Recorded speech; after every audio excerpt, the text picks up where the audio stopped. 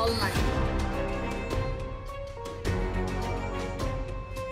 এটোপাল খোৱা পানীৰ বাবে হাহাকাৰ জনতাৰ। বিদ্যুৎ বিভাগৰ বিল অনাদায়ৰ বাবে বন্ধ আঁচনিৰ স্মাৰ্ট মিটাৰ। বিজনীৰ একদম দক্ষিণ মাকৰাত অখাৰ জল জীৱন আঁচনি। ক্ৰমশ প্ৰশাসনত পৰিণত হৈছে জল জীৱন মিছন। কোটি টকা ব্যয় সাপেক্ষে আটক ধুনীয়াকৈ পানী যোগান আঁচনি নিৰ্মাণ কৰাৰ পাছতো 1.5 কিলোমিটাৰ পথ বাট কৰিবাই আনিবলগীয়া হৈছে পানী।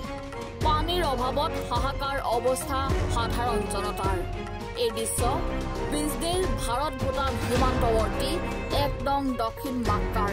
তুলনামূলকভাৱে ওখ ঠাই হোৱা হেতুকে কুঁৱা বা দমকলৰ পানী শুকাই যোৱাৰ বাবে পানীৰ অভাৱে ভয়াৱহ ৰূপ ধাৰণ কৰিছে এই বৃহৎ অঞ্চলটোত। 1 নং দক্ষিণ মাক্ৰাত ফৰেষ্ট গেম, 2 নং মিয়াপাৰা আৰু বাঙালীপাৰা নামেৰে জল জীৱন মিছনৰ এটা পানী যোগান আঁচনি আছে যদিও 1.5 মাহ ধৰি বন্ধ হৈ আছে পানী যোগান ব্যৱস্থা। বিদ্যুৎ বিভাগত 30,600 টকা অনাদায়ী বিল থকাৰ বাবে বন্ধ হৈ পৰিছে আঁচনিটোৰ স্মাৰ্ট মিটাৰ। ইফালে বিভাগীয় কৰ্তৃপক্ষই ৰাইজৰ সমস্যাক আওকাণ কৰি 1.5 মাহে ৰিচাৰ্জ কৰা নাই।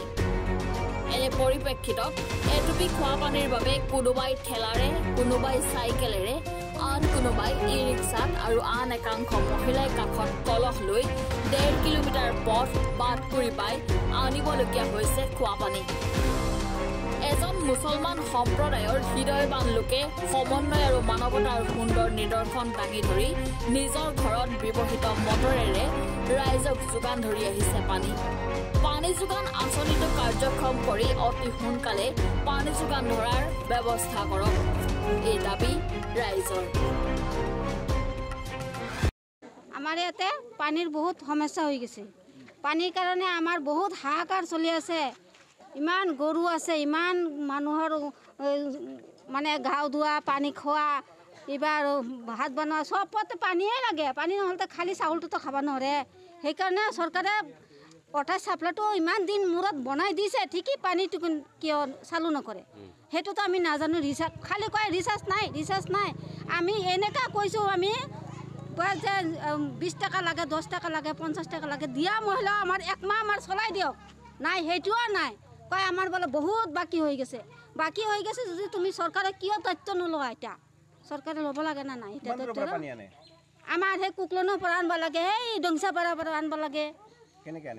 এই কলো যাৰ মানুহ আছে সিহঁতো ঠেলা লৈ যায়, ৰিক্সা লৈ যায়, কি এনেকৈ আনে।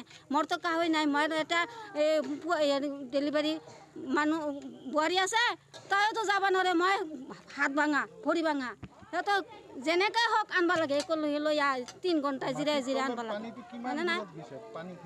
সেইটোতো বহুত 50 কিলোমিটাৰ তলত সোমাইছে। কিয় সোমাইছে সেইটোও মই কৈ দিম।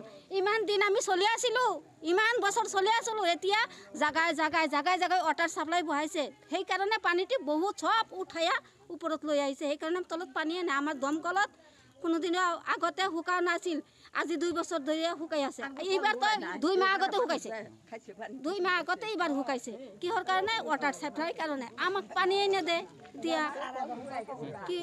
সেইকাৰণে আমাক পানী লাগে। আপোনাৰ চৰকাৰে ওপৰত মই আবেদন জনাইছোঁ, আমাক যাতে পানীটো মানে গ্ৰাহ্য কৰি পানীটো দিয়ে। এই জল জীৱন মিছনটো যে আছে, আমি প্ৰথমতে চৰকাৰক এইটো সুধিম যে এইটো কিহৰ কাৰণে দিছে। আজি চাওক, জল জীৱন মিছনটো থকা সত্ত্বেও আমাৰ বহুত দুখীয়া মানুহবিলাক পানী পোৱা নাই। এতিয়া কমচে কম 1.5 মাহ পৰা মানে বহুত 1.5 কিলোমিটাৰ পৰা পানী মানে চাইকেলৰ দ্বাৰা ঠেলা লৈ আনি আছে। কিন্তু এতিয়া চাওক, সৰু সৰু বাচ্চাবিলাক আছে, সিহঁতে স্কুলে যা, অনেক মানে কলেজৰ ষ্টুডেণ্ট আছে, সিহঁতৰ মানে কিমান অসুবিধা হ'ব লাগে পাপীবিলাক। আজি আমি চৰকাৰক এই মিডিয়াৰ দ্বাৰা এইটো জনাম যে সোনকালে যাতে আমাৰ পানীৰ ব্যৱস্থাটো কৰি দিয়ে। আৰু যদি চৰকাৰে যদি এইটো ব্যৱস্থা নলয়, তেনেহ'লে এইটো বুলেট জাল লৈ আহি ভাঙি দিয়ক, আমাৰ দৰকাৰ নাই। আমি যেতিয়াৰ পৰা জন্ম হৈছোঁ, 1999 মই জন্ম হৈছোঁ, তেতিয়াৰ পৰা এই পানীৰ অভাৱটো দেখাৰ পিছতো আজিলৈকে কোনো MP, কোনো CM ইয়াতে অহা নাই যে তাতে পানীৰ অসুবিধা আছে আৰু তাতে পানীৰ ব্যৱস্থা কৰিম। মই সিহঁতক আজি সুধি আছোঁ যে ইলেকশ্যনৰ টাইমত যেতিয়া ভোট চাব আহে, সিহঁতৰ লাজ নালাগে নেকি? আমাৰ ইয়াতে ব্যৱস্থা কৰিব লাগে যিমান সোনকালে পাৰে আমি MP মহোদয় MLA মহোদয়ক জনাইছোঁ তথাপি কোনো ব্যৱস্থা কৰা নাই যিমান সোনকালে পাৰে যাতে এইটো ব্যৱস্থা কৰে আৰু গৰীব দুখীয়াবিলাক যেনে পানী পায় সেইটো যাতে কৰে আশিষ দাসৰ ৰিপৰ্ট এনি ভাৰত 24